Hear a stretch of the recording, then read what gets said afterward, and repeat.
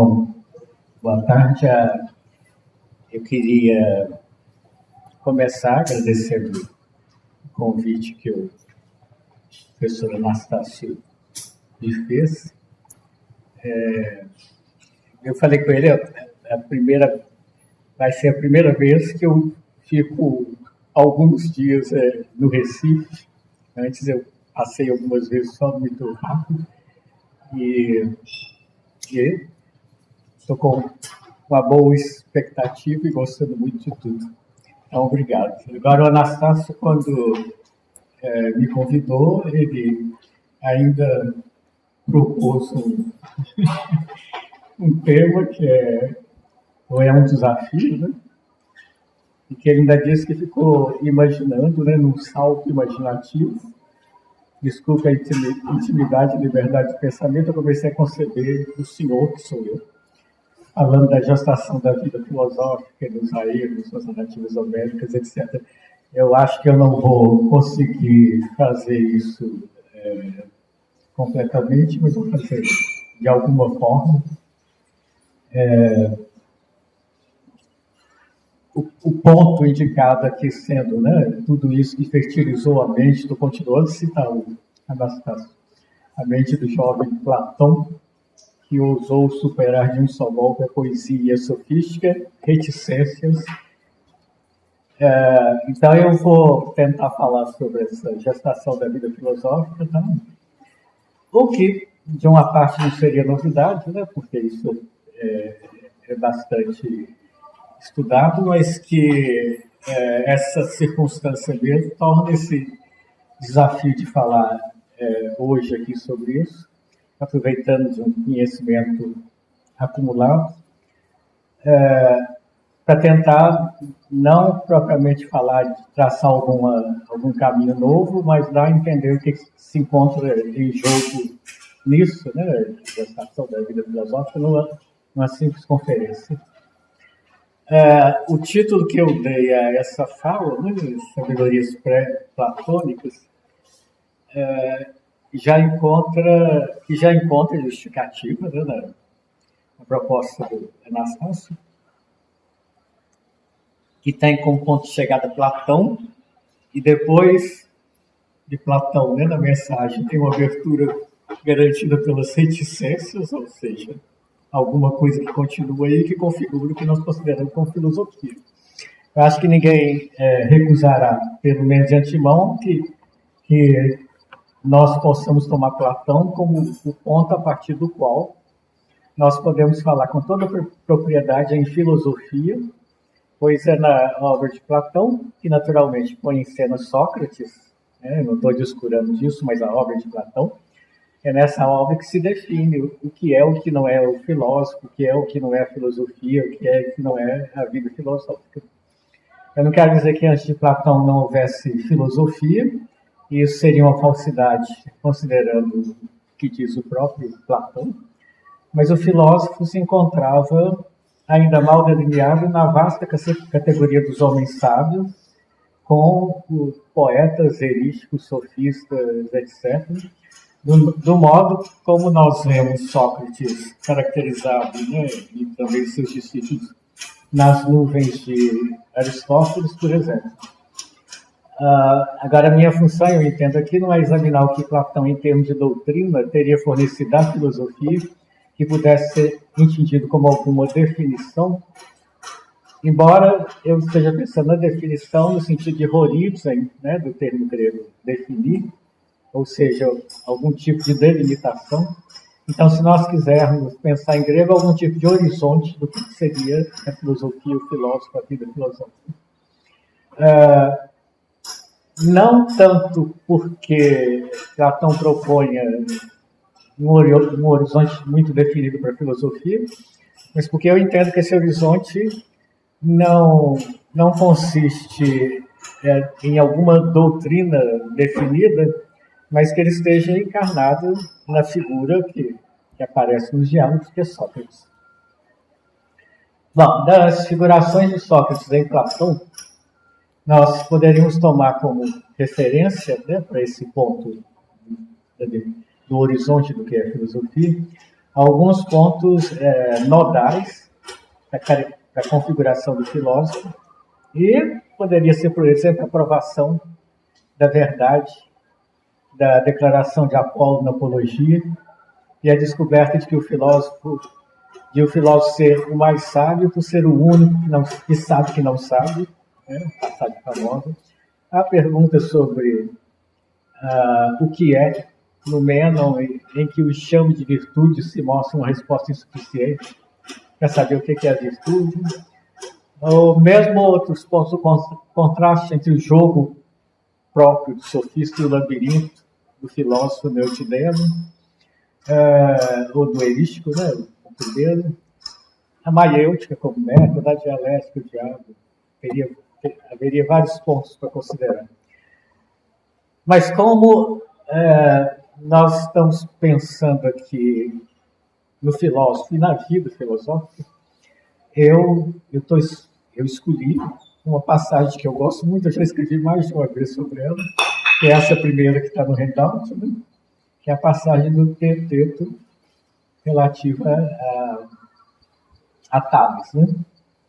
Como Tales observasse os astros e olhasse para o alto, tendo caído num poço, uma Trácia serva arguta e gracejadora, se diz que dele zombou por cuidar de saber o que há no céu, esquecendo que estava diante de si a seus pés. É uma passagem famosa, né?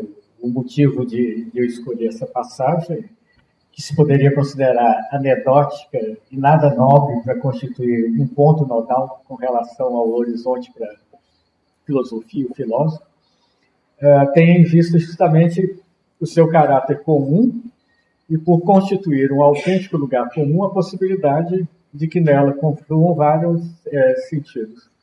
E se trata de um lugar comum, prova a fábula de Esopo, que segue o mesmo padrão, que é o segundo texto, né, o mesmo padrão narrativo, e conduz a mesma conclusão sobre o sábio que pesquisa o etéreo, esquecendo o que tem sobre os pés. É os dois, né? Um astrólogo astrólogo eu poderia traduzir como astrônomo, né? Astrólogo em grego, saindo cada noite, tinha o costume de observar as estrelas. Então, certa vez, perambulando pelo subúrbio e tendo toda a atenção posta no céu, caiu sem perceber num poço. Como ele se lamentasse e gritasse, alguém que passava perto, ouvindo os gemidos, aproximou-se e, sabendo o que tinha acontecido, disse: "Ei, você, tentando ver o que há no céu, o que há na terra, você não vê?" Ainda que seja difícil datar as fábulas de Esopo, eu acho que é produtivo pensar que a fábula antecede a narrativa de Platão, para que a gente possa observar como que ele procede a algumas mudanças importantes num entrecho que deve ser tradicional, e que são resumidos assim pelo Paulo Butti de Lima. Então, primeiro, em primeiro lugar, não mais um astrólogo, mas Tales. Segundo lugar, não um passante qualquer, mas a serva graciosa e inteligente. Em terceiro lugar, o que vale para Tales vale para todos os filósofos. Em quarto lugar, o riso da serva é o riso da multidão, do conjunto do cidadão. Em quinto lugar, assim, de um lado, temos que as atividades cívicas que competem ao cidadão acabam transformadas em atividades serviço, e as ocupações dos homens livres são identificadas como falta de tempo livre e de educação, enquanto, por outro lado, a verdadeira liberdade se mostra distante das atividades da cidade. Isso são as opiniões do Paulo Butti, um livro chamado Platão. Que está traduzido em português, mas eu entendeu. Bom, isso coaduna, sem dúvida, com o comentário de Sócrates, que precede a anedota, em que ele afirma que, na realidade, só o corpo do filósofo jaz na cidade e passa aí uma temporada, mas a intelecção é Diânoia, que considera tudo isso pequeno e um nada que ela despreza, voa por toda parte como diz Píndaro, as profundezas da terra, medindo sua extensão, e ao que está acima do céu observando os astros. Contudo, isso está no texto também antes da denúncia, contudo, considerando os dois primeiros aspectos destacados pelo Paulo Butti, né?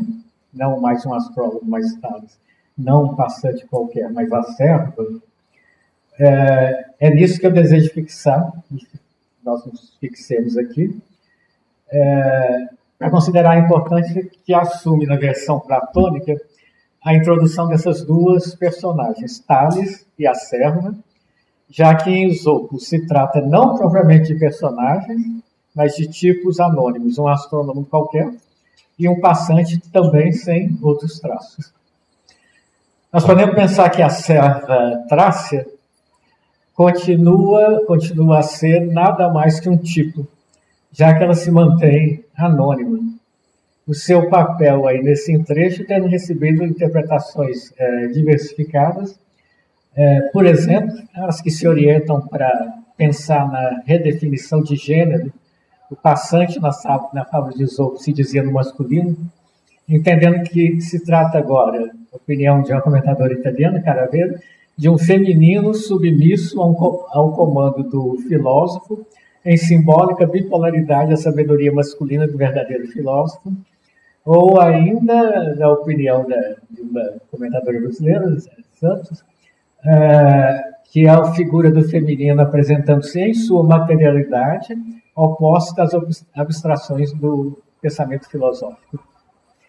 Mas não se trata só de pôr agora em cena uma mulher, embora isso eu acredito que é importante aí, como também uma serva e Trácia. Ou seja, uma mulher que se encontra aí numa dupla situação de fronteira, tanto social, porque serva, e as interpretações anteriores, né, inclusive do Paulo Butti, respondem bem a isso, quanto étnica, porque Trácia. Esse detalhe da anedota socrática, sendo difícil de interpretar, mas podendo justificar-se talvez pelo fato de que a Trácia, aí tem que visualizar o mapa, né? Ela seja, acima do Helesponto, o contraponto exato da Jônia. A Jônia está embaixo, a Trácia está em cima. Curiosamente, a Jônia está na Ásia, a Trácia está na Europa. Tales sendo natural da Jônia. Enfim, não só serva, nem só Trácia, como também o que eu julgo o traço mais importante, arguta e gracejadora, as palavras que estão aí em grego, emelés caicarias, o que nos garante que, seja qual for o papel que se entenda que se lhe empresta, não se trata de uma pessoa estúpida, porque é arguta, e justamente porque ela é arguta, ela também é gracejadora, ela faz piadas com quem ela percebe. Na ambientação que traz a cena a mulher, convém lembrar que também ao tratar das mulheres dos guardiões no livro 5 da República, especificamente de como elas seriam educadas como os homens com ginástica e música, que Sócrates observa que é preciso não temer a zombaria dos gracejadores. Ele está usando essa mesma palavra, escômata tom cariento, só que aqui está no plural. O que em geral se entende que remete para a Assembleia de Mulheres de Aristófanes, que representada em 392, mas aqui eu acredito que se deve dar um impacto mais amplo, no sentido de que o filósofo tem sempre de haver-se com esse tipo de gente arguta, como é a serva e como é Aristófanes, que são as pessoas que gostam de fazer rir e riem do filósofo. No sentido que eu empresto a essa cena, como uma das representações nodais delineadas por Platão sobre o horizonte da filosofia, a serva Trácia, arguta e gracejadora, condensa em si uma percepção apurada sobre esse tipo de sábio que é o filósofo, percepção sem a qual não seria possível seu reconhecimento. Em outros termos, eu estou querendo dizer que enquanto outro ou outra do filósofo, é ela que, com argúcia e gracejo, em certa medida, constitui o filósofo nessa cena. Bom, considerando a segunda personagem, eu acredito que dar ao astrônomo da fábula o nome de Tales responde ao mesmo esforço de definir um horizonte, fazendo confluir nele várias intenções. Em primeiro lugar, não há como descurar que, mesmo não falando de filósofos, esse tipo de gente já fora posto em ridículo pelo gracejador Aristófanes, o poeta cômico, inclusive com o nome de Sócrates, o qual na comédia As Nuvens, que é de 423, aparece pendurado em cena, pendurado numa cesta, porque ele diz, eu caminho no alto e observo o sol. Isso garante que a anedota do Teteto visa, antes de tudo, a um argumento que eu diria de ordem genealógica, no sentido de reconhecer que o filósofo, qualquer filósofo, pertence à sucessão de Tales. Esse é um dado importante que faz confluir a perspectiva platônica com uma perspectiva comum que remonta pelo menos à comédia da década de 420, em que há outros exemplos de sábios, que para nós seriam filósofos, ridicularizados na comédia, como, por exemplo, Protágoras, de quem se dizia na peça de Euclides, que chamava Aduladores, que é de 422 e 421. Nós só temos fragmentos, um deles diz o seguinte: e lá dentro está Protágoras de Tel, que conta lorotas, o bandido, sobre as coisas do céu, mas come as coisas da terra. É o mesmo jogo de oposição, o céu e a terra. Bom, o que eu estou chamando de argumento genealógico diz respeito a um procedimento comum que se constata também com relação a outros gêneros de conhecimento e de discurso, o qual consiste em reconhecer uma certa especificidade, ou um horizonte, se nós quisermos, por retrospectiva. Parece que se trata de uma necessidade, quando está em causa, reconhecer algo novo. Assim como a serva traça arguta e gracejadora na sua posição de alteridade, permite que se reconheça o horizonte do filósofo, atribuir a Tales o papel de fundador desse horizonte corresponde a incluí-lo nele, de certo modo, desfazendo sua alteridade de Tales. Eu digo isso porque Tales, para si e para seus contemporâneos, simplesmente não era filósofo, mas simplesmente um sofós, um sábio. Fazendo parte, aliás, das listas dos 7 sábios arcaicos, incluindo a de Platão no Protágoras, que é a primeira dessas listas que nós recebemos. Então, nessa lista, Tales de Mileto, como primeiro, encontra-se na companhia de Pítaco de Mitilene, Bias de Priene, o nosso Solon, ou seja, Solon de Atenas, Platão está querendo dizer, o Cleobulo de Lindo, Milson de Quene e Quilon da Lacedemônia, todos personagens da primeira metade do século VI a.C., e nenhum deles filósofos. Eles são os sábios, os 7 sábios.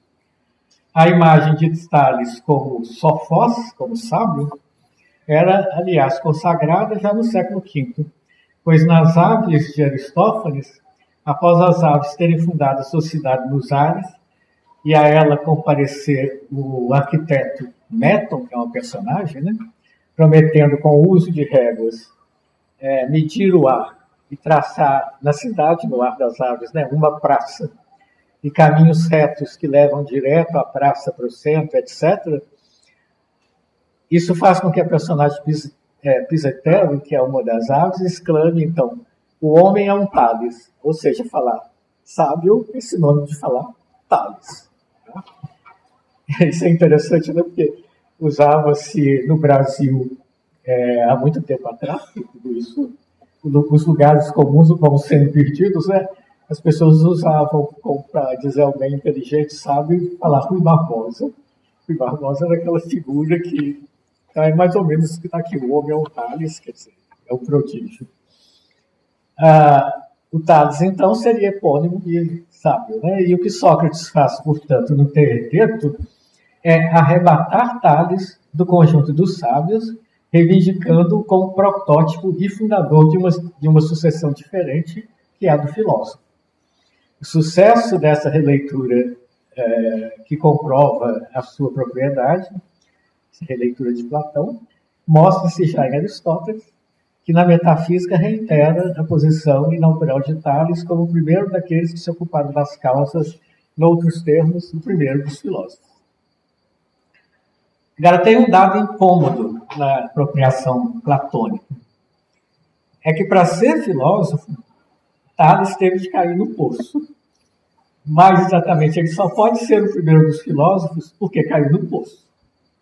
Talvez justamente pelo desconcerto que essa queda provoca, né, o Gadamer sugeriu, primeiro numa palestra feita no Boston College, que Tales não caiu no poço, como supunha a serva Trácia, mas teria descido ao fundo do poço para então poder ver as estrelas sem a interferência de luzes periféricas.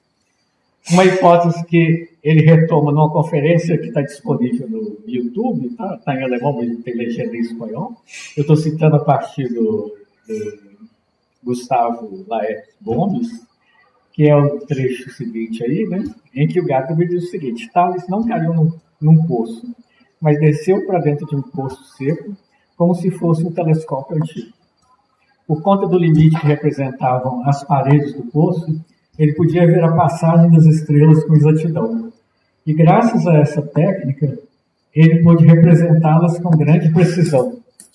Foi assim que ele criou o primeiro telescópio. Portanto, não tem nada disso de que ele tenha tropeçado e caído no poço. A anedota é muito melhor do que isso, pois demonstra a sua astúcia técnica e o risco que ele teve de correr ao entrar e sair do poço. Sua astúcia teórica e sua paixão se realizam efetivamente nessa anedota que a antiguidade tardia, a antiguidade depois de Platão, né, nos transmite, como se Tales fosse um sábio absurdo. Bom, agora, se é que o Tales, né, então, não tenha ele próprio caído no poço, a conclusão é que foi Platão, afinal, que o jogou lá no poço. Porque o texto do Tetreta é muito claro, né? Se vocês voltarem no primeiro, como Tales observasse os astros e olhasse para o alto, tendo caído num poço, o verbo pipten aí, ressonta eis pré. Então tem dúvida para Platão. O que eu responde? Muito bem a cena da fábula, em que se usa o mesmo enunciado, né, com o verbo pipten eis pré, cair no poço, com relação ao astrônomo, que, diz a fábula, né, tendo toda a sua atenção posta no céu, caiu sem perceber num poço. O catapiptem está aí, com o verbo ela, né, sem perceber.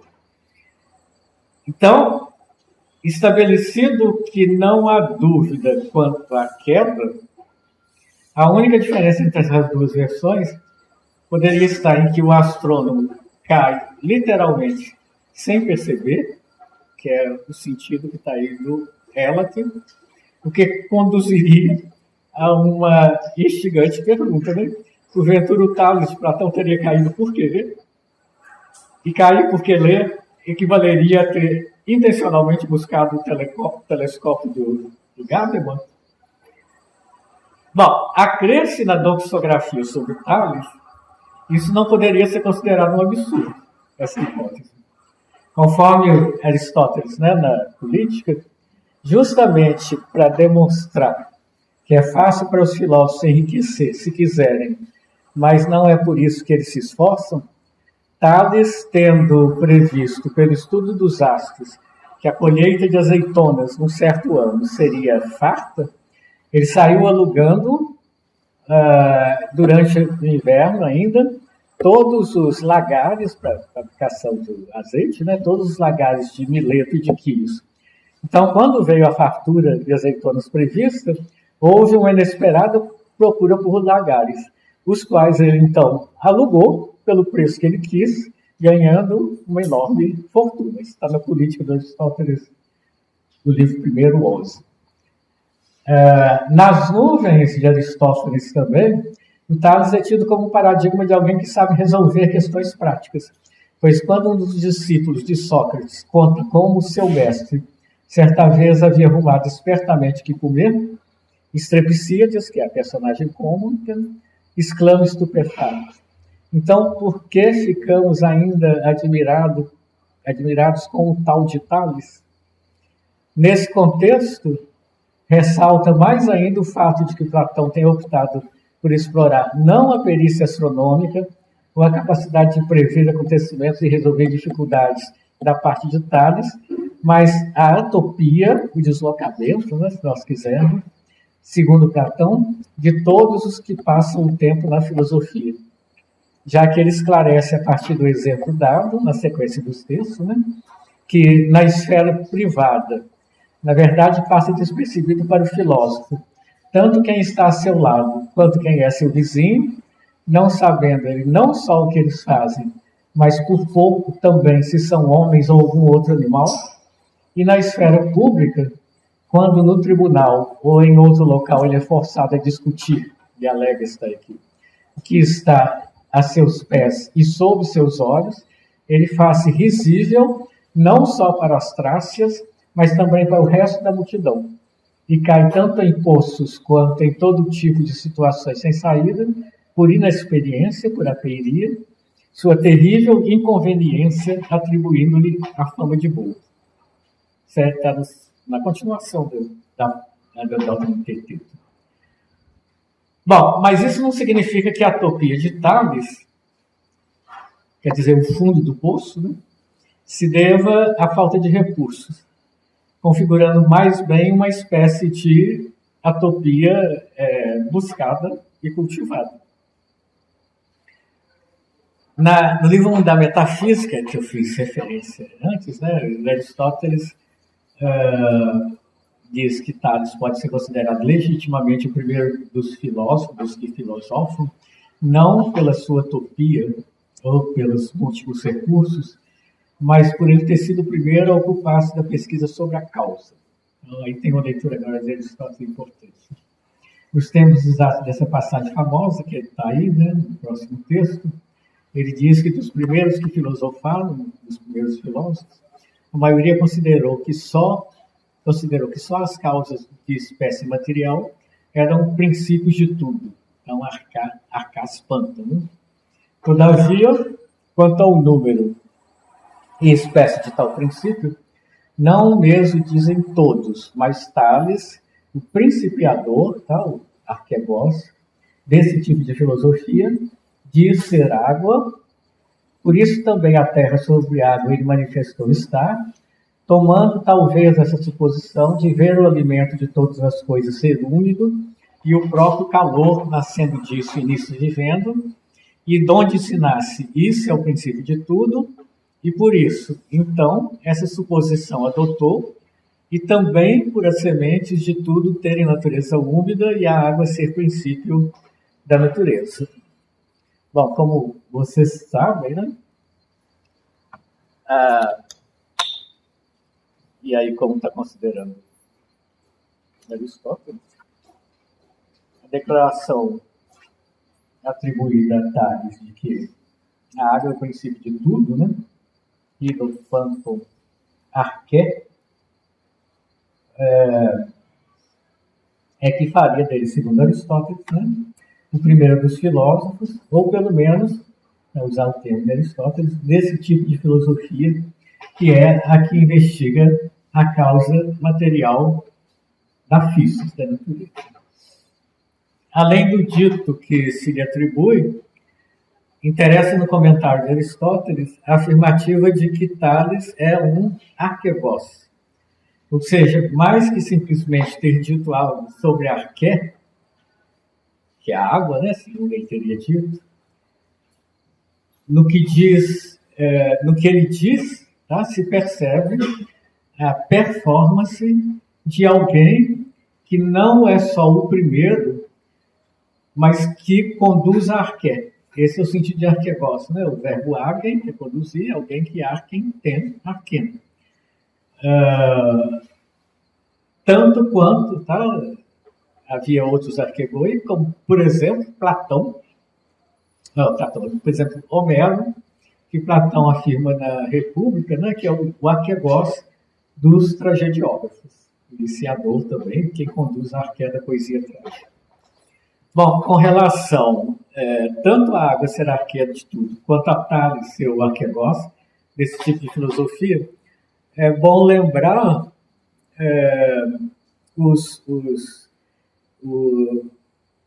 que o termo arqué cobre 3 sentidos básicos. Né?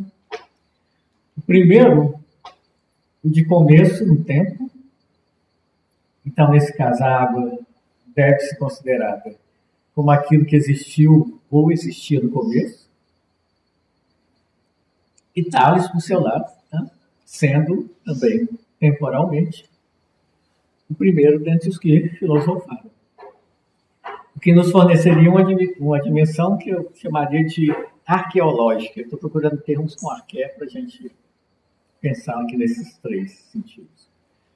O segundo sentido de arqué é o de origem, propriamente, né? Quer dizer, da origem de uma série de onde outras coisas derivam, o que vale tanto para a água, tá, que se desdobra aí nos outros elementos, bem como para Tales, de que se desdobram os filósofos, já que ele está lá como origem disso. Uma dimensão que nós poderíamos pensar que é arquetípica, né? Prototípica, que deve ser reconhecida aí, então, em ambos. Agora, arqué também significa, e principalmente, poder, né? Que está em monarquia, oligarquia. E assim como o arconte é quem governa, que é quem governa, né? Assim como ele detém arqué enquanto começo e princípio, e a partir daí ele exerce um certo poder sobre a sucessão, isso também valeria para a água e para Tales, que tem, então, poder sobre os desdobramentos. Assim, ainda que o comentário de Aristóteles possa parecer meramente uma espécie de revisão de bibliografia, ele empresta a Tales uma importância ímpar enquanto arquegós dos que filosofam. Em outros termos, todos os que filosofam têm seu começo e seu protótipo nele, bem como são filósofos enquanto uma sucessão sob o poder de Tales. Bom, é importante considerar que, dando a Tales esse estatuto, Aristóteles não diz que ele é um início absoluto, né? Pelo menos com relação à afirmação sobre a água, pois ele é posterior aos poetas, mais exatamente aos fundadores de mito, aos fazedores de mitos, né? Os mitopoioi, os quais ele considera que são como que filósofos, né? Também é uma declaração famosa, né? Mitopoios filósofos pausetim, né? O fazedor de mito é uma espécie de filósofo. Então ele continua imediatamente depois da passagem que nós acabamos de ler, Altair, né? Alguns dos que primeiro falaram sobre os deuses, homens antiquíssimos e muito anteriores à presente geração, que parecem admitir o mesmo sobre a natureza, pois fizeram do oceano e de Tétis os pais da geração, bem como da água o juramento dos deuses, a chamada por eles estige. Mais honrado é com efeito o mais velho, o juramento sendo o mais honrado. Aristóteles, nesse caso, né, está remetendo para o verso da Ilíada, em que a Hera, que está falando, a deusa Hera, se diz no verso, né, o oceano e Tétis são pais de deuses, que na compreensão de Aristóteles aí significa que pais de todos os deuses, sendo de destacar como ele percebe que o dito por Homero de um modo mítico e genealógico é retomado por Tales numa linguagem física. Então, não mais procriação, mas causa material, segundo Aristóteles, não mais paternidade, mas princípio, não mais deuses, mas natureza, física. Mesmo que nos dois casos se trate de Gênesis. Nós podemos dizer que é na descendência, portanto, de Homero e de Tales que o filósofo encontra seu lugar. Está na descendência de Tales, mas Tales está na de Homero. Mas tomar como referência a ideia de que a arqué é água exige, né, que nós remontemos. Aristóteles diz que eram homens antiquíssimos, né, que nós remontemos antes além do que supunha Aristóteles, há um contexto muito mais amplo do que a Grécia somente, que é esse do Mediterrâneo Oriental e que eu acho que a forma adequada de definir o que é esse espaço geográfico histórico é entendê-lo como uma zona de convergência cultural. Tá? Eu chamo isso de zona de convergência cultural do Mediterrâneo Oriental. Estou buscando esse termo na linguística comparada, tá? que a gente tem o conceito de zona de convergência linguística e dos processos que acontecem no contato entre línguas. E língua é cultura, né? É curioso, né, que mesmo os gregos tendo apontado inúmeras vezes a sua relação com o Oriente Médio, que nós modernos, pelo menos desde o século XIX, né, tenhamos teimado em cultivar a ideia de que tudo foi criado pelos gregos, que é a concepção que os romanos, na verdade, que elaboraram e nos transmitiram. Assim, tanto havia a tradição de que Tales era fenício, quanto a de que aprendeu matemática e geometria no Egito. Não importa o quanto isso tenha de efabulação, uma efabulação que responde à admiração sob a forma de adesão ou de repulsa que os gregos nutriram pelo Oriente desde sempre. Eu acho que até agora. De qualquer modo, em termos espaciais e simbólicos, nós temos de lembrar que a Jônia, de onde provém, portanto, tanto a filosofia quanto os poemas homéricos, é parte da Ásia, separada da Europa pelo Estreito de Dardanelos e pelo Bósforo. Quem está na Europa é a Trácia, tá? Embaixo, na Ásia está a Jônia. Então, agora, antes da metade do século XIX, né? Foi então a nossa ignorância, não saber ler o que estava sendo dito, que produziu a ideia do chamado milagre grego, e que, graças a Deus, por milagre ninguém acredita mais, que desde o início do século passado caiu por terra essa ideia, pelo conhecimento que nos proporcionaram as tabuinhas de argila escrita cuneiforme, né, espalhadas aí pelos desertos do Iraque, da Síria, da Anatólia, em uma dezena de línguas, até então desconhecidas, né, de famílias linguísticas muito variadas, né, como o Sumero, o Acádio e o Hitita, que são de famílias diferentes, sem falar na decifração do egípcio. Né? O que se constatou desde então é que nem em Tales se encontrava a arqué absoluta, nem num contador de mitos como Homero, ambos, se eu posso dizer assim, sendo literalmente arqueboi, ou seja, personagens que não eram arqué, mas eles transportavam e transmitiam um arqué muito mais recuado no tempo. Bom, a ideia da água como princípio, né, material, para usar o termo de Aristóteles, né, e pai de deuses, para usar o de Homero, encontra-se aí documentada, né, magnificamente documentada, no poema babilônico intitulado Enuma Elish. O título do poema são as primeiras palavras, né, que significam quando no alto, que é do final do segundo milênio antes de Cristo, e que principia afirmando a prioridade dos deuses, né, Apsu e Tiamat, que corresponde respectivamente aí a água doce e água salgada, dizendo que eles são pais de todos os deuses. É o que está aí na sequência. Né? O poema diz, né, quando acima o céu não tinha nome, embaixo a terra por nome não foi chamada, Apsu, o primeiro, genitor deles, Mumu Tiamat foi quem os gerou todos.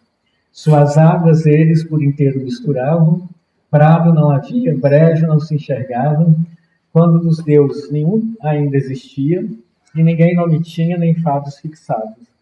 Criaram-se deuses no interior deles, Larmu e Lahamu surgiram, por nomes foram chamados, antes que ingressassem na idade adulta, Anshar e Kishar se criaram, que eles mais avantajaram. E a partir daí segue a sequência da geração dos deuses. Pode parecer estranho que eu tenha dito acima, né, que a água é não só pai dos deuses, a partir dessa lógica, mas ela também é princípio material, que isso se encontra no Enuma Elish. Agora, o que acontece é que, além da teogonia que se expõe aí no poema, então, as duas águas são os pais aí dos deuses, né? Eu tenho visto aí também E aí existe também uma cosmogonia, que não tem nada de estranho, né? Pois as duas coisas costumam ir juntas, como na teogonia do Hesíodo, por exemplo. De fato, né, ao lado de agirem como deuses, tanto o Apsu quanto a Tiamat terminam tornando-se lugares do mundo. O Apsu se transforma no abismo de água doce que existe sob a terra, de onde procedem as fontes e os rios, e a Tiamat, ela tanto o mar que circunda a terra, quanto a própria terra e o céu cancelado. Essa mudança de uma genealogia de Deus para uma espécie de cosmogonia, ou cosmologia, né, depende das narrativas de sucessão divina que nós encontramos no poema. O Apsu, que era o primeiro rei dos deuses, o primeiro soberano entre os deuses, ele é destronado pelo seu neto, que lhe retira a coroa ou um tendão, a palavra pode significar as duas coisas, mas a opção por tendão é muito bom, porque isso significa que ele se torna inerte, ele deixa de ser um ser organizado, se torna algo inerte, tornando-se então o lugar Apsu, ele se torna um lugar, onde inclusive o faz o seu palácio. E no caso da Tiamat, depois de uma luta com o deus mais novo, que é o Marduk, ela é morta pelo Marduk, partida ao meio, da parte de cima do corpo dela é feito o céu estrelado, da parte de baixo do corpo é feita a terra. Ela também se torna um lugar. Isso é interessante por essa relação, né? Quer dizer, não está tão longe de pensar que uma cosmogonia genealógica, divina, que ela seja tão incompatível de uma cosmogonia física da natureza. Bom, que essas concepções não se restringiam aos povos mesopotâmicos, né, dá testemunho, na zona de convergência sempre do Oriente, do Mediterrâneo Oriental, de que os gregos participam, né? Dá testemunho o primeiro relato, por exemplo, cosmogônico do Gênesis hebraico. Né? O nome hebraico do Gênesis é Bereshit, ou seja, no princípio. Tá? É interessante que lá o poema começou também falando do princípio. E Tales fala também a arqué. Nós estamos nesse discurso. Lá no começo, né, do Gênesis, diz que no princípio Elohim fez os céus e a terra era vazia e vaga, havia trevas sobre a face do abismo, e o sopro de Elohim pairava sobre a face das águas. Então, concebe-se aí nesse texto, né, um estado inicial do mundo como esse abismo, né, em hebraico terum, de águas, vazio e informe, né, torru, burru, né, que é uma imagem difícil de interpretar, os dois adjetivos sendo traduzidos na Septuaginta, por exemplo, aóratos e acatasquilostos, invisível e improvisada, seria uma boa tradução, então não está pronta ainda. Agora, sem dúvida, essa ideia, né, é uma reminiscência dessa água primigênia aí do poema babilônico, ou de concepções análogas que circulam aí nessa zona de convergência. Uma vez que tudo indica que esse relato da Bíblia ele tenha sido composto depois do cativeiro da Babilônia, tá, no século VII a.C., o que o torna, por sua vez, mais próximo de Homero e de Tales. Bom, destaca-se como, nesse caso, o abismo de águas aparece como aquilo que antecede o aparecimento das formas, as quais requerem o surgimento de limites, das formas mundanas que Deus vai organizando. Né? E aí a observação, né, que nada melhor para representar visualmente, mentalmente visualmente, algo sem limites, que a forma da água, que é um tanto informe. Ela tem a forma do recipiente em que ela está, senão ela é essa coisa sem limites. Essas primeiras palavras aí da Torá, elas representaram um problema para os comentadores, na medida em que, após afirmar-se que no princípio foram feitos o céu e a terra, então se introduz esse abismo trevoso e informe de águas. Então, por exemplo, né, tentando responder isso, o Filo de Alexandria, né, que é platônico, ele interpreta que a criação inicial diria respeito ao mundo inteligível que Deus primeiramente fez como um arquiteto, palavras dele, tá? Que antes de construir uma cidade, a concebe no seu espírito. No que ele é seguido também por um outro platônico, que é o Santo Agostinho, por exemplo, nas Confissões. Né? Agora, é interessante a opinião do rabino medieval Rashi, porque depois de garantir que o texto bíblico não pretende ensinar-nos nenhuma ordem cronológica, e anotar que caso se admitisse o contrário, o relato seria inconsistente, de falar que fez o céu e a terra e depois aparece essa água, ele diz que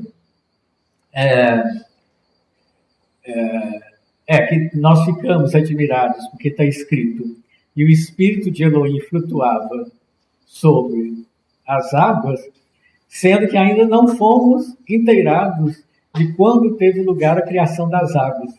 E ele termina concluindo que disso se deduz que as águas eram anteriores à terra. Quer dizer, essa última conclusão é importante.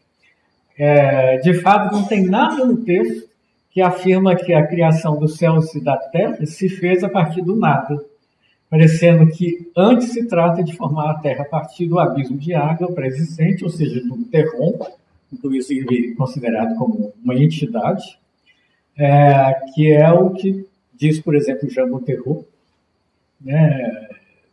Lembrando que o conceito de criação propriamente dita é ex nihilo, do nada, né? Não aparece na Bíblia mesmo, mas que Deus organiza um imenso caos, transforma-o, enche de coisas, mas esse caos existia no princípio, e em nenhum lugar se diz claramente que Deus foi seu autor e o tirou de um nada absoluto.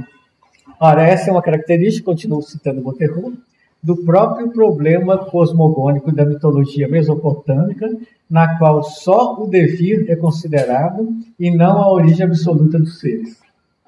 Bom, sem dúvida que o Caos de Hesíodo, que escreve numa tradição diferente da testemunhada por Homero, sem dúvida, de alguma forma responde também a essa ideia de abismo primordial. Caos é abismo, né? Mesmo que pareça que nele, em Hesíodo, não se trate de abismo de água, mas de alguma abertura interior. Nós deduzimos isso pela etimologia da palavra, né? Carne, quer dizer abrir a boca, mas de alguma abertura anterior, na qual a terra comparece logo em seguida como sede resvalável para Deus e homem. Hesíodo é um bom exemplo para nós pensarmos como funciona uma zona de convergência cultural. Nela, não se trata nunca de concepções únicas, mas de concepções que se mesclam. Na referida zona, quando se regride no tempo, na zona do Mediterrâneo Oriental, tá? O mais antigo que nós encontramos, né, como os primeiros que nos deixaram de registro, são os sumérios, que inventaram a escrita cuneiforme no século 33 a.C. Eu sempre chamo a atenção dos meus alunos, tá, para essa vertigem do tempo, falar de século 33. Nós estamos no século 21, a nossa cultura dita ocidental e cristã, e nós achamos a maior vantagem estar no século 21. Agora, o que significa, né, imaginar 3.300 anos? Né? É provável que os nossos descendentes, se é que eles vão sobreviver a todos os cataclismos que se anunciam, né? Que daqui a 1.200 anos eles possam ter o sentido do que é uma contagem de 33 séculos. Né? Mas o que eu quero chamar a atenção é para que, mesmo nós podemos regredir desde o século XIX, né? Segunda metade, 33 séculos antes de Cristo, existem indícios de que a língua suméria tem empréstimos de uma outra língua falada antes no espaço ocupado pelo sumério. Aqui se dá o nome convencional de proto-tigrídeo, ou seja, quando nós regredimos ao máximo no tempo, a língua, e supõe-se o povo que nós encontramos, já é mestiço. Então, numa zona de convergência cultural, a marca por excelência é a mestiçagem. Como que aparece que acontece não só em Hesíodo e os gregos, como em todo o Oriente do Mediterrâneo. Nesse espaço, portanto, mais que concepções unitárias, nós encontramos ideias variadas que se encontram e se mesclam relativas ao mundo, aos homens, à vida, à morte. Não se trata, portanto, de buscar influências ou identidade, mas apreciar justamente a diversidade e os processos de hibridização. Para Hesíodo, né, o mar não se encontra no início da teogonia, da origem dos deuses. Mas ele comparece logo como um dos primeiros seres da Terra, né, que ela gera, inclusive, sozinha, os primeiros. Mais à frente, fecundada pelo céu, ela gera o oceano, que parece um duplo do próprio céu, pois ele circunda a Terra toda em volta. Essa ideia do oceano como o rio que circunda a Terra, e que talvez esteja sendo adotada por Tales, porque ele fala que a Terra flutua na água, né? Ela está presente na representação do mundo, né, gravada por Hefesto no escudo circular de Aquiles, né, no canto 16 da Ilíada, em que na última borda, Hefesto incrustou o oceano, né, diz lá o texto, nele, no escudo. Então ele, Hefesto, pôs a força do rio Oceano na orla extrema do escudo bem trabalhado. Eu quero que vocês pensem isso. Tá? O escudo redondo, né? E Heródoto também, né? Ele diz que essa ideia é a ideia que os gregos têm, né? A ideia que os gregos defendem com o Logos, porque eles dizem que é onde o Sol se levanta e em volta da Terra toda ele flui, o oceano, mas eles, os gregos, não mostram isso com fatos, com erga. Agora, essa concepção é compartilhada também por Assírios, né, que é esse mapa que eu botei para vocês, de que nós contamos com um mapa mesmo do mundo, né, que está na tabuinha conservada no Museu Britânico. Do lado tem aí a explicação. Tá? A explicação é tirada do que está escrito na tabuinha, está na frente no verso, não é inventado. Mas aí, olhando vocês vejam que tem uma coisa que desce, né, de cima para baixo, que seria o Eufrates. O número 13 que está aí é a Babilônia, a cidade de Babilônia. Então, o Eufrates está passando dentro da cidade de Babilônia.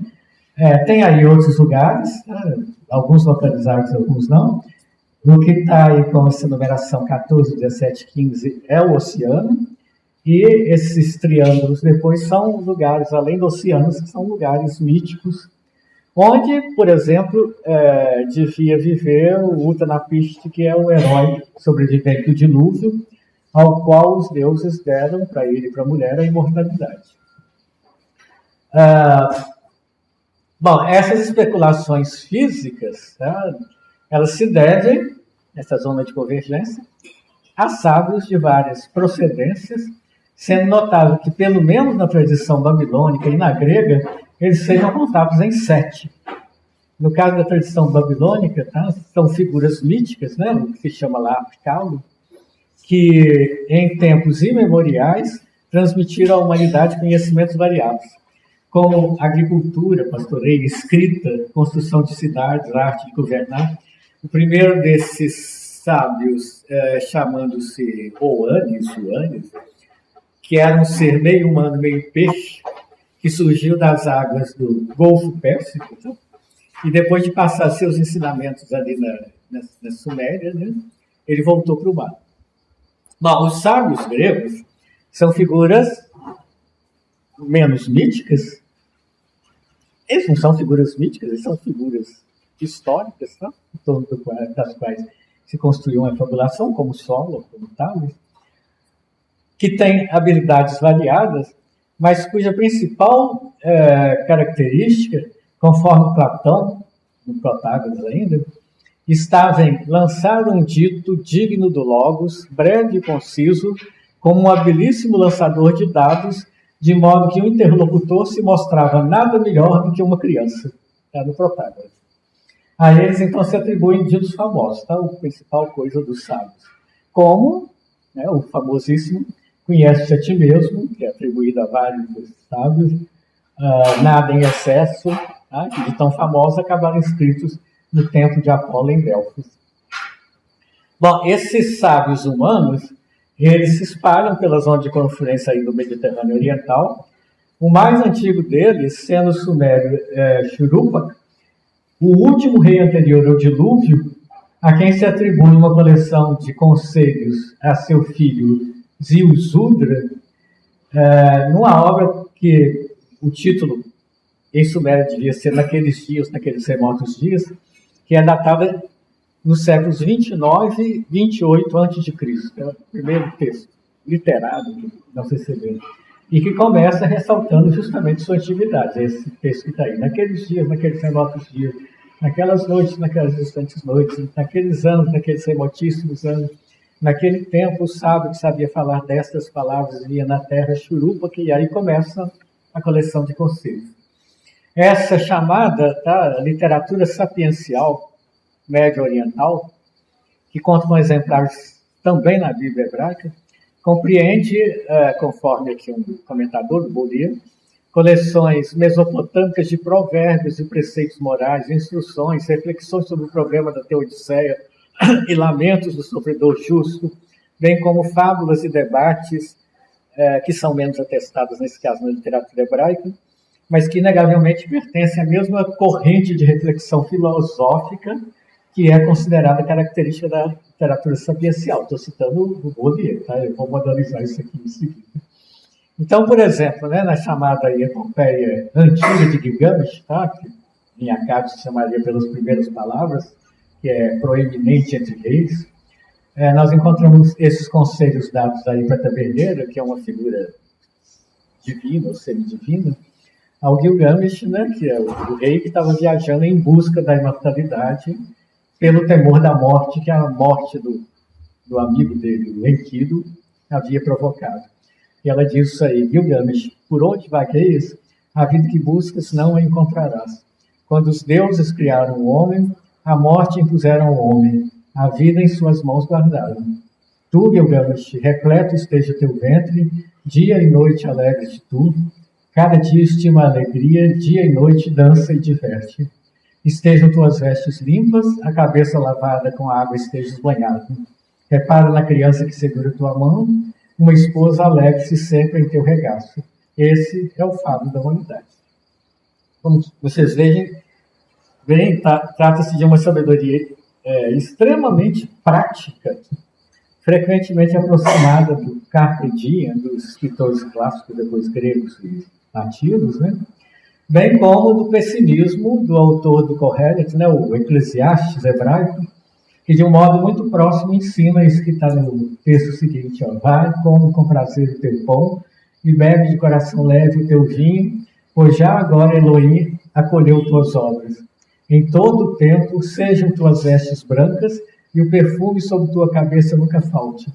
Vê a vida como a mulher que amas, todos os dias de tua vida, neva, nada, os quais te foram dados sob o sol, todos os teus dias, neva, nada, pois esse é teu quinhão, no viver e no fazer, na fadiga do que faz sob o sol. Estou citando a tradução da Haroldo de Campos, que eu acho muito bonita. Bom, o Hesíodo, de certo, pertence a essa progênese aí de poetas sábios, os trabalhos dos dias sendo uma coleção de conceitos também sapienciais nessa linha, dirigidos ao seu irmão do poeta, incluindo termos enigmáticos. Eu não vou ler tudo isso que está aí no próximo texto, mas chamando só a atenção para o final, dizendo para o irmão: pois de fato já tínhamos dividido a herança e tu, muitas outras coisas agarravas e levavas, prestando grandes honras aos reis, devoradores de presentes, que se dispõem a dar esse veredicto, ou seja, os reis subornáveis, todos não sabem quanto a metade é maior que o todo, nem quão grande proveito existe na malva e no assódero. No sentido de perceber a diversidade, nessa zona de confluência em que a sabedoria muito arcaica se apresenta, como observar que em Hesíodo, como também em Homero, não existe uma figura, existe, em Hesíodo e Homero, Existe uma figura que não se encontra em nenhuma outra das culturas em contato nessa zona de convergência, sejam indo-europeias, sejam semíticas ou outras. A musa. Não que não haja composições poéticas de alguma forma inspiradas por deuses, mas não se encontra equivalente das musas enquanto divindades especializadas em ensinar os poetas, ou os aedos, como eles se chamavam nessa época. E isso é uma observação que eu estou tomando do Martin West, no livro sobre poesia e mitologia indo-europeia. Ele está falando das culturas indo-europeias, dos povos indo-europeus, mas não tem também nos outros. Isso, ao mesmo tempo que provê uma relação do sábio com a memória, já que as musas são filhas da memória de Zeus, né, dá ao sábio uma especial liberdade, já que as musas, conforme elas próprias declaram em Hesíodo, elas sabem tanto quando querem proferir verdade, quanto também elas sabem dizer muitas mentiras semelhantes a fatos, ou seja, elas se movem tanto na esfera do verdadeiro quanto do verossímil. Num certo sentido, como a verdade da musa é uma verdade da memória, ela só pode ser múltipla, na própria medida que a memória também é. Bom, e do mesmo modo que só entre os gregos há musa, também só entre os gregos há filósofos, no sentido estrito. E quando se fala, né, como falou lá o Molière, a citação que eu fiz dele, que lá naqueles textos hebraicos e babilônicos existem reflexões filosóficas, a propósito, e falou isso a propósito da literatura sapiencial, né, que é também um termo moderno para se apreciar esse conjunto. Isso deve ser entendido num sentido amplo, relacionado com os sábios. Eu preferia que ele falasse reflexões sapienciais, para não ter confusão. Eu acredito, né, que a questão que impõe o caráter dúbio do canto das musas acaba por erigir a verdade para os gregos como problema, como o problema, eu diria. Diferentemente de Hesíodo, a que parece não importar nessa indecidibilidade no discurso das musas, outros sábios passam a buscar diferentes meios de testar a validade dos discursos ditos verdadeiros, como fazem não só os filósofos, mas também várias outras categorias de intelectuais, como os historiadores, os médicos, etc. Eu vou tomar esse exemplo da medicina porque ele ajuda a entender certas coisas, né? Nas fontes, ajuda a entender as diferenças, tá? Estou interessado nisso.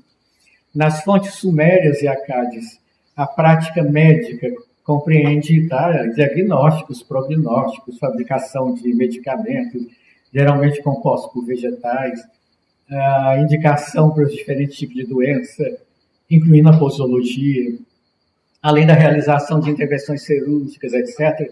Mas lá não se conta com uma etiologia das doenças, né? Com a causa das doenças, e, em consequência, lá não tem prevenção, o que em grego se chama, né, uma dietética, tá? O que não traria doença, né? E que é uma palavra muito importante, dietética, tá? Porque a dietética é o modo de vida do filósofo, né? Essa dieta é um modo de vida, não é só comida, não. Comida é uma das coisas, mas ela engloba tudo. A dietética é o modo de vida do monge, que é um modo de vida filosófico também, que está aí na sequência. Bom, isso implica que, para o pensamento lá mesopotâmico, né, a causa, a origem das doenças é atribuída justamente aos deuses ou a entidades malévolas, o que resulta, com relação ao seu tratamento, numa interação extremamente complexa entre o que seria a competência do médico propriamente dito, que sabe as ervas, etc., né? Em sumério ele se chama Azu e Acádio Assu, aliás, e o que seria a esfera do exorcista, né? Que seria um ástico ou então um mashmacho. É importante, essas palavras são importantes, tá? Porque mashmacho é a principal palavra para designar sábio em acádio. Tá? E esse termo significa exorcista, que significa que ele é um médico também. Tá? Não tem uma especialidade. Mas significa que ele também é esse sábio que escreve, porque é um macho, tá? O Sinlek e o Nini, que se atribui à chamada epopeia de Gilgamesh Nova, né? Que é com ele que o abismo tira. Bom, as pessoas, inclusive, pela informação que a gente tinha, elas recorriam aos dois até simultaneamente, tá? Querendo alívio ou cura. Bom, então, compartilhando a experiência relativa a medicamentos e procedimentos, o que supõe aí uma memória acumulada, tá, na zona de convergência cultural, a medicina grega, ela enveredou por um percurso próprio, né? Isso já foi ressaltado pelo Comfort, né, no Princípio da Sapiência, cuja característica mais destacável foi o desenvolvimento de uma etiologia, que tem em vista o corpo e as condições externas que o afetam, o que permite desenvolver, por seu turno, uma dietética, algo desconhecido nos tratados mesopotâmicos. Né? De uma certa forma, se nós pensarmos nos próprios e mais argumentos de Platão, né? O filósofo está também propondo uma dietética para a alma. Tá? Aquela história de não dá para curar dor de cabeça se não curar o corpo, não dá para curar o corpo se não curar a alma, que está em Platão. Né? O que eu desejo marcar com isso é como também nessa esfera, o que singulariza o desdobramento efetivado pelos gregos no saber compartilhado é justamente a pergunta apontada por Aristóteles, a pergunta pela causa. Isso que para Aristóteles fazia de Tales não mais um sábio, dentre outros, mas um filósofo. Não que o pensamento etiológico esteja ausente em outros pontos da zona de convergência cultural, em questão, mas encontra-se de um modo implícito nos mitos, como também, nós chamamos em mito lá, né, transportando a palavra grega, como também está nos mitos aí ditos propriamente dos poetas gregos. Então, por exemplo, o poema acádio que se intitula, né, Alcurnubu, que é a terra dos mortos, Alcurnubu, terra sem retorno, e que é conhecido modernamente como descida de estar ao mundo dos mortos, ele supõe uma etiologia sobre o ciclo da Terra, dizendo que a descida de estar ao mundo dos mortos e depois sua substituição pelo marido dela, moça, né, o Dúmuse, isso está relacionado com o ciclo de fertilidade ou infertilidade na Terra todo ano, e também com a instituição das festas anuais em honra dos mortos. Alguma coisa paralela ao que nós encontramos no hino homérico para Deméter. Mas, assim como não é a etiologia simplesmente que distingue o filósofo, mas tomar a aitia, ou seja, a causa, como questão, colocá-la no centro do esforço de pensamento, é isso que o distingue. Mas eu quero que preste atenção, tá? Se Tales, a partir disso, é o primeiro dos filósofos para Aristóteles, porque ele perguntou pela causa material, e supôs que essa causa fosse a água, o que conduziu, né, rapidamente a outras propostas ali na Jônia mesmo, talvez mais elaboradas, como o Ápeiron, né, do Anaximandro, que não está lidando mais com os elementos, mas com aquilo de onde os elementos procederiam. É essa pergunta sobre a causa, para Aristóteles, que faz com que Tales seja o arquegos dos que filosofam.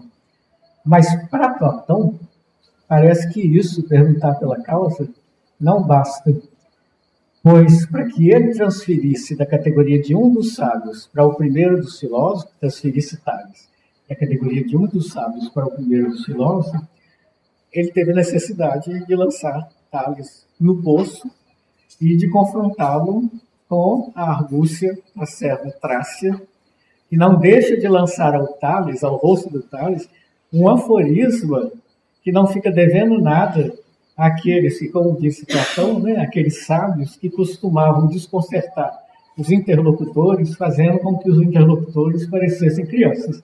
Quando ela chega e diz para Tales, né, cuidando de saber o que há no céu, você esquece, ó Tales, o que está diante dos seus pés?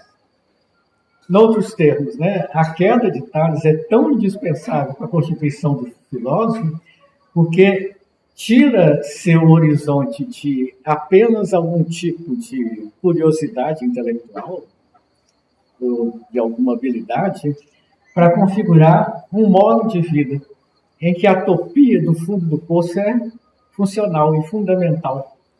Ao mesmo tempo, né? Ao mesmo tempo em que o que faz a serva atrás é confrontar o filósofo consigo mesmo, propondo-lhe uma pergunta cuja resposta pode ser tida como a própria história da filosofia, as reticências depois de Platão. Eu vou terminar citando aqui as palavras do Gustavo Lettigo. O Gustavo foi meu aluno, ele está escrevendo e fazendo coisas muito interessantes. Nesse artigo que está citado aí, né, que chama Tales Caiu no Poço, e ele que está citando esse comentário do Gadamer, quando ele conclui assim: ela, a serva, o importante nessa história, tá, é que ela, a serva, iniciou um diálogo. A filosofia não nasce da observação de dados das estrelas, nem do seu rigor metodológico. Ela também não nasce do riso da serva Trácia simplesmente. Ela nasce porque há pessoas se perguntando por quê. E ela se desenvolve no encontro dessas pessoas e suas perguntas. Mesmo que ela, a serva, esteja enganada a respeito do que aconteceu, como pensa o Gadamer, né? Antes de encontrar aquela situação bizarra, um velho dentro de um poço, o que importa é que se iniciou uma conversa que tenderá, de alguma maneira, a algum tipo de verdade. Obrigado.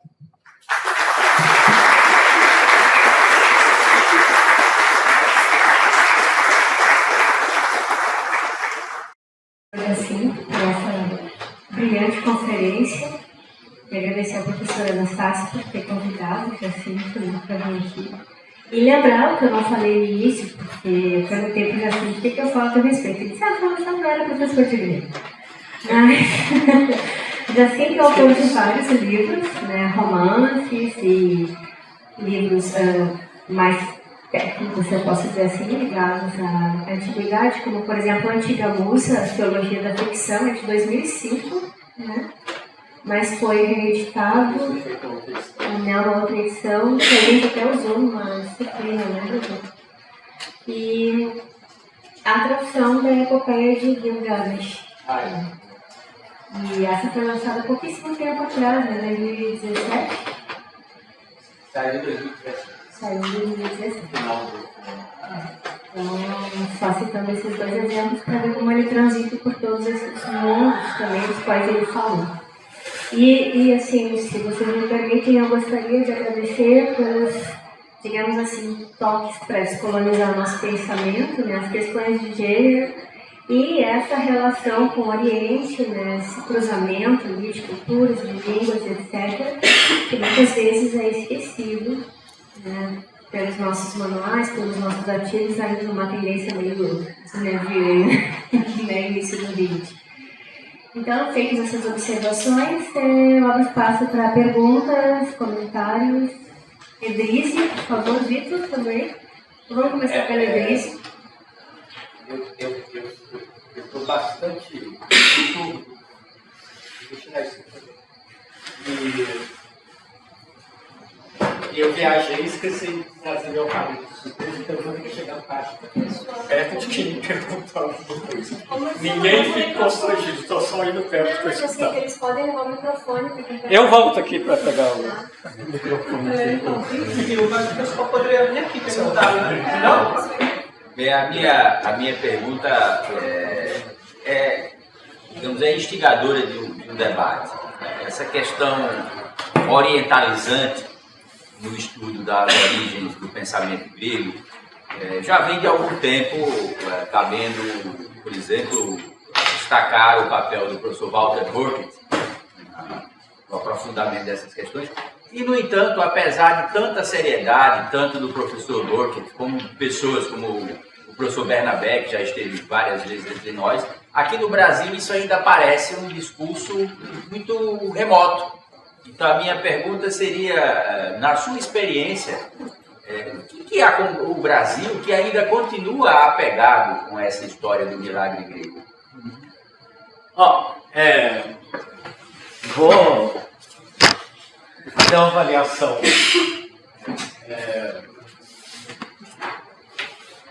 do que aconteceu no século XX, né? Quer dizer, desde que... Nós temos várias coisas, eu acho,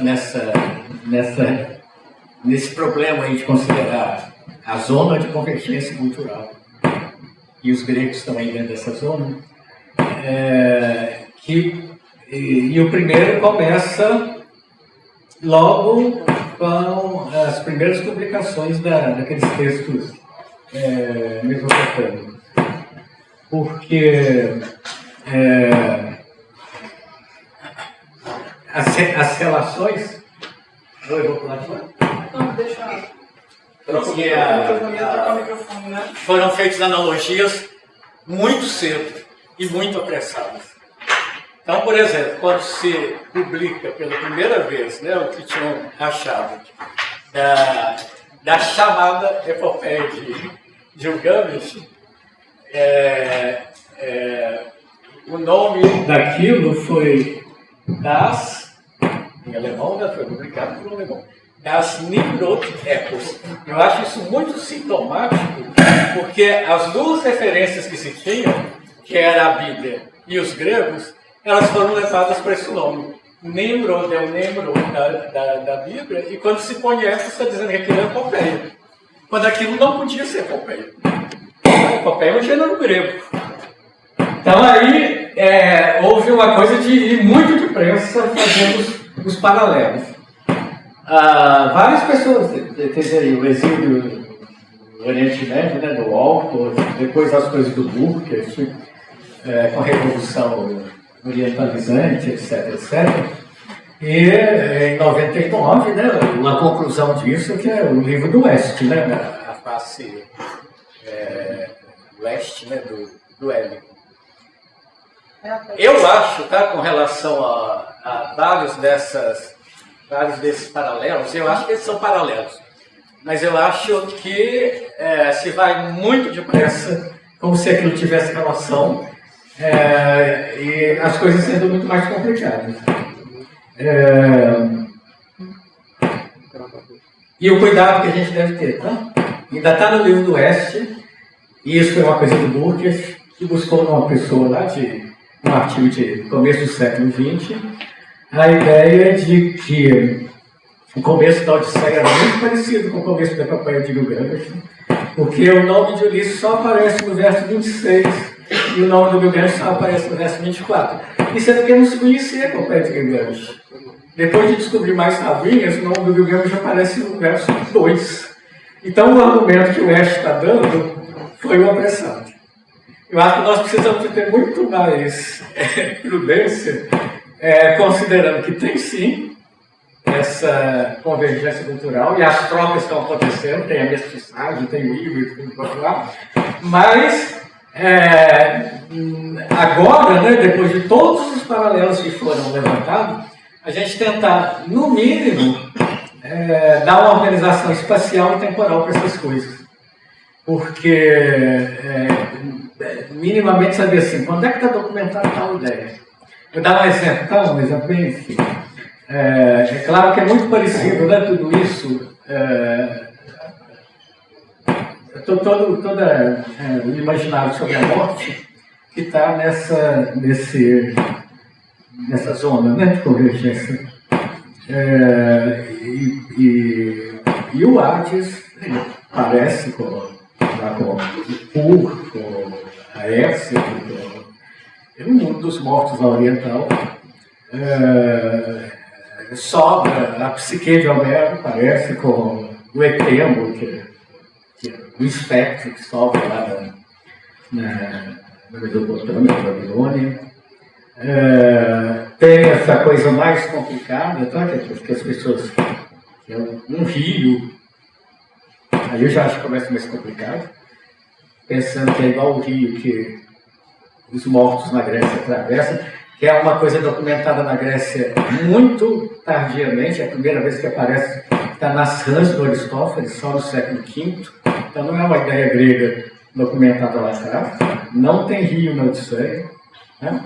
Na Odisseia tem duas visões do mundo dos mortos. A primeira parece muito com aquilo, mas a segunda é aquele jardim de Asfógalos, tá? E tem uma coisa que é diferente. E isso já mostra, tá, que as tradições elas são variadas. E a gente não deve perder a perspectiva da diversidade, porque eu acho que é aí que está a riqueza. E não de pensar que tudo é uma coisa só. Bom, agora aí aparece, aí vem o problema do barqueiro. E na tradição indo-europeia, tá? Segundo o Oeste, né, em várias línguas se identifica lá palavras ou nomes de personagens que seriam esses barqueiros dos mortos. Então, tem lá em línguas nórdicas, tem em línguas germânicas, tem no hitita. Bom, aí seria o Caronte grego, né? Nós temos um único texto acádio, que é do século VII, que é uma visão que um príncipe tem no mundo dos mortos, em que ele fala de um barqueiro e dá um nome para ele. Tá? Fala do rio, que é um cubo, e o barqueiro. Nesse caso, o indício aponta para uma tradição indo-europeia que seria antes da separação das línguas, muito mais antiga que a tradição do Oriente Médio. Então, a minha pergunta, e eu estou falando da gente aplicar um mínimo de cronologia, a minha pergunta é se isso não passou daqueles povos indo-europeus para os povos babilônicos, tá? E não o contrário. Agora, é importante nessa coisa também, né, a gente pensar que tem várias concepções sobre o mundo dos mortos. Né? Tem uma concepção, tá, que eu não sei quando ela se formou, porque a gente regride encontra naqueles textos dos sumérios, que o livro está ali, que ela vai continuando, de pensar que a existência humana, eu estou aqui pesando as palavras para ter mal entendido. A existência humana comporta dois estados, um estado de vida vivo, que vai do nascimento até a morte, e um estado de morto, que vai da morte até para sempre, indefinido. Esse não tem limite, um é limitado, outro é ilimitado. O estado de vida supõe uma corporalidade plena, o estado de morto supõe uma corporalidade depreciada, que é o espectro. Tá? Então, isso tem uma explicação no poema babilônico, né, que é o Atracis, quando os deuses fazem a humanidade, eles matam o deus que foi chefe da revolta, mistura a carne e o sangue. E aí o poema diz que como esse deus tem temo, é por isso que o homem tem etemo, é um jogo de palavras que elas não estão relacionadas, né? Mas o temo significa inteligência, a gente poderia traduzir como personalidade, alguma coisa assim, ou de um jeito mais amplo, propriedade. E isso é uma coisa muito importante, porque não basta o morto continuar a ter o estado de morto, que é um estado de existência. Nesse caso, né, nesses casos, nessa concepção, o morto mantém sua propriedade, ele continua sendo aquilo que ele é. Então ele não dissolve numa coisa qualquer. Agora, nesse mesmo espaço, né, existe, por exemplo, uma coisa que é muito discutida, a ideia de que morreu, acabou. A vida é isso que está aqui. Né? Que é uma ideia, pelo menos, de uma determinada época, ou de determinadas correntes da tradição hebraica, tá? Que é muito pobre em dizer o que acontece depois da morte. Aliás, praticamente não está interessado. Quando aparece falando do Sheol, aquilo poderia ser interpretado como túmulo, não quer dizer que não está pegando imagens do Pur, da Éxito, desses outros mundos do morto mesopotâmicos e trazendo para o Sheol, mas está tendo um interesse pouquíssimo em dizer que não tem mais escatologia assim. Bom, aí a gente ainda tem outra, né? Que circula ali, embora essa outra, eu acho que ela é meio marginal ali naquela zona de convergência, que é a ideia da metempsicose. Né? E na Grécia ela é recente, né? Ela estava na Índia, mas a Índia não está propriamente na zona de convergência, ela está na margem, né? Então alguma coisa chega. Ela às vezes aparece lá na Trácia, nas histórias lá dos Álmux, etc, etc. Estou dando esse exemplo para a gente ver que os paralelos, e eu diria que os paralelos já foram levantados, não vai achar mais paralelo de tanto que se fez isso, mas é preciso de ter precaução e é preciso avançar agora, além dos paralelos, para a gente ter a compreensão desses fenômenos como eles acontecem. E, que tem sim a convergência, mas não tem a perda das identidades. Então o que eu estou querendo dizer aqui é o seguinte: Não tem um milagre grego dizendo que os gregos inventaram tudo. Mas os gregos inventaram sim alguma coisa. Como a filosofia, como a medicina grega. Não quer dizer que ela não tem relação com aquilo, mas isso não está lá. O filósofo é uma figura grega, como a musa é uma figura grega. É a dosagem que eu acho importante fazer, para a gente não perder, eu vou repetir, tá? O que existe mais de interessante em mestiçagem cultural, que é diversidade. A diversidade que é a riqueza de uma zona que tem várias culturas em relação. Tem que ir lá. Quer vir aqui? Ah, deixa que ele ver. Não, eu vou.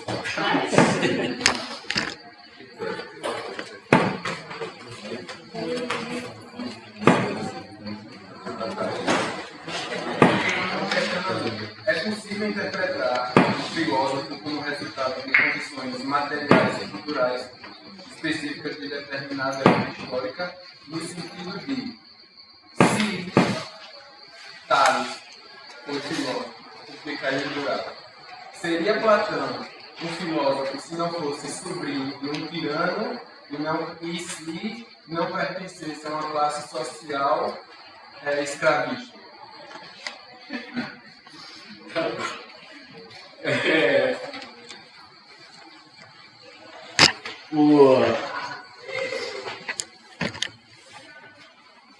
A pergunta desse jeito, né? Não seria um filósofo? É complicada, mas agora é claro que todo mundo está nas condições do seu tempo. E é claro que na Grécia, né? E essa coisa da interpretação da selva, ela passa por isso, né? Quem se ocupava da filosofia, quem podia se entregar ao ócio, ou então que optava por um tipo de vida marginal com relação, como os cínicos, por exemplo, né? que digamos que é a radicalização da utopia do filósofo. Os cínicos, procedendo também de Sócrates, né? Eles radicalizam esse lado da estranheza que o filósofo tem, aliás, para provocar justamente as pessoas. Agora,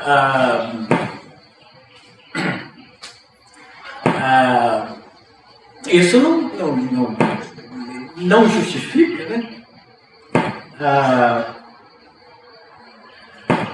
Nem nenhum dos casos, né? Simplesmente as circunstâncias que estão lá. Eu diria o seguinte, tá? O que impacta Platão, ele tem toda a sua origem social boa, etc. Mas se a gente for pensar no que impacta Platão, é a condenação de Sócrates, né? Quer dizer, pensando no seguinte, né? Do ponto de vista formal, o processo foi normalíssimo. Não teve nada que fugisse ali da normalidade da Atenas democrática. Então, isso levanta a pergunta que ele está praticamente buscando nos diálogos todos, né? Inclusive quando ele está pensando em termos de política, na república, né? Afinal de contas, que polis é essa que condena à morte o melhor dos cidadãos? Eu acho que esse tipo de problema, e que diz problema, se eu fosse pensar, aí agora eu estou cobrando, simplesmente eu estou pensando nas cartas, não sei se elas são verdadeiras. Quer dizer, isso é um problema que diz respeito a ele também. A filosofia tem que impactar o filósofo. Ela não pode ser só uma coisa teórica. Ali no poço é meio isso, né? É a expressão de quanto a filosofia impacta o filósofo. Tá? Ela não sendo só uma coisa, uma construção teórica. Que, aliás, né, no correr do tempo, ela vai cada vez mais deixar de perder esse desenho, né, de que é necessário ter uma ontologia, uma física, uma lógica, etc. Na época romana já, né, ali, pela zona de convergência cultural, que enfim tinha virado uma entidade, um ambiente político com Alexandre. A gente não pensa isso, né? O Alexandre, na verdade, deu um contorno político para aquilo que já era um contorno cultural. Aí nós encontramos, né, muitos túmulos com o nome da pessoa, fulano de tal, filósofo. Filósofo é alguém que teve uma vida virtuosa. Não é filósofo disso, daquilo. Às vezes tem um casal, né? Fulano e ciclano, né? Filósofos. Um casal de filósofos. Então, essa coisa dessa prática, né? Ela passa a identificar a filosofia. Por isso que é interessante a opção de Platão, né? Porque se nós perguntarmos para Platão o que é um filósofo, perguntar para Platão para os diálogos dele, perguntar para Platão perguntar para os diálogos. O que é um filósofo, a resposta vai ser Sócrates. Ele está apresentando para a gente uma personagem. Né? E aí é muito mais essa personagem, né, naquela forma de... Ele é um cidadão, ele é escravo, ele é um cidadão, mas ele não é rico, tem aquelas coisas como Platão pintou Sócrates. Quer dizer, a filosofia, nesse caso, ela é uma espécie de biografia. Eu acho isso interessante pelo seguinte, tá? A problematização que Platão faz com relação à diegese, a diegesis, que seria o relato, né?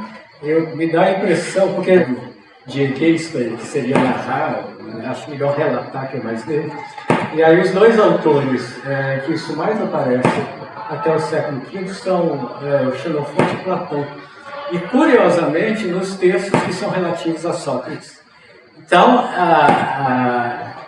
contar quem Sócrates foi, que é o sentido da diégese, é uma coisa muito essencial para a constituição disso que Platão se chama de filosofia. Mesmo que ali tenha uma série de discussões, etc., não estou negando nada disso, né? Ali já está indicado que a filosofia é um modo de vida. Como ela sempre foi na Grécia. Não sei se para todos. Bom, isso são ideias. De alguém que sobre isso não é filósofo. Muito obrigada. Quem vai cair no poço são vocês. Nós vamos cair no poço da fé agora.